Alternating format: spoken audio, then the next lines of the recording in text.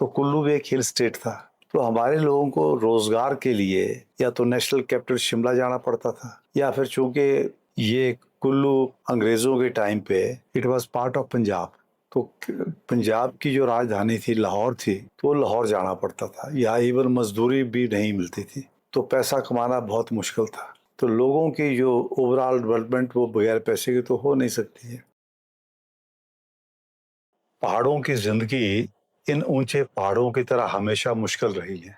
खास करके 47 से पहले तो एक्सेसिबिलिटी पहाड़ों में बहुत कम थी, तो इसलिए यहाँ लोगों को सब कुछ अपने यहीं पैदा करना पड़ता था। कोई प्लेन एरिया से कोई अनाज या कोई दूसरी चीजें नहीं आती थी, कोई टेक्सटाइल भी नहीं आ सकता था, क्योंकि यहाँ से प्लेन एरिया तक पहुंचने में ऑन फुट कई बार 15 दिन से लेकर के 1 महीना तक भी लगता था। जैसे आपके अरुणाचल प्रदेश में था, बहुत स्कैटर्ड है, तो यहाँ भी रोड की एक्सेसिबिलिटी नहीं थी।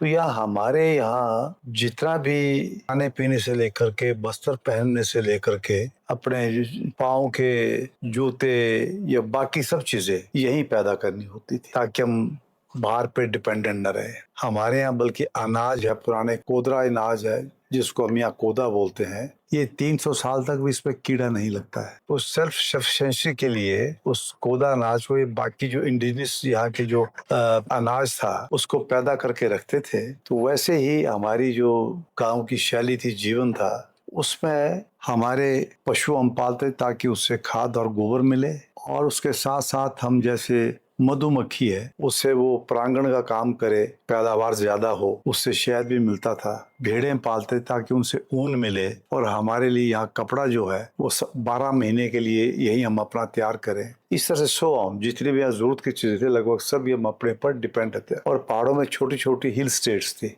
तो उस वक्त में जबकि रोजगार मिलना बहुत मुश्किल था। हाँ, यहाँ हमारे यहाँ वन बहुत है, तो लोग वन को काटने के लिए, उनका ढुलान के लिए या उनको रोपवे पे ले जाने के लिए जो एक्सपर्ट थे वो कुल्लू के इंटीरियर में जाते थे, हिमाचल में जाते थे, डिफरेंट जगह में।